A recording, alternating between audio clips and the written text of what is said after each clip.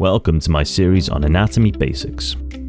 Today, I'll be diving into the concept of directional thinking and showing some examples using animation. Understanding anatomical planes is crucial for grasping the complexity of the human body.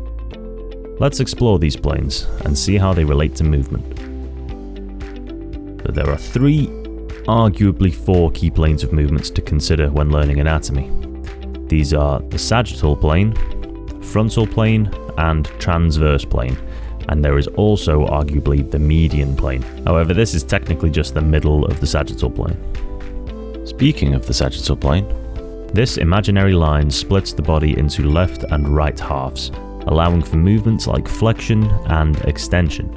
Picture bending forward and backwards. That's sagittal plane action in motion. Moving on to the transverse or horizontal plane, this neatly divides the body into upper and lower halves. This involves rotating movements.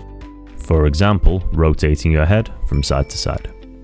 Now let's take a look at the frontal or coronal plane. This one splits the body into front and back sections.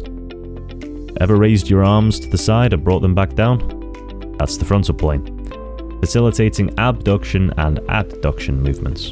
And last but not least, the median plane, also known as the mid-sagittal plane.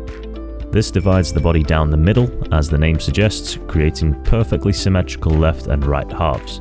When it comes to all the movements in the middle of the sagittal plane, the median plane takes center stage. Enjoy the series of animations demonstrating the different planes in action.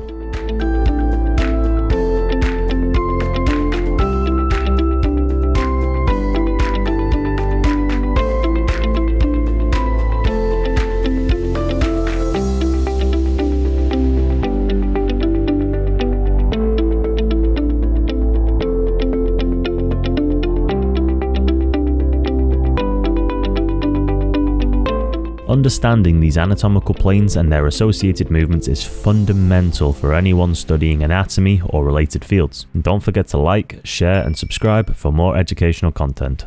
Thanks for watching.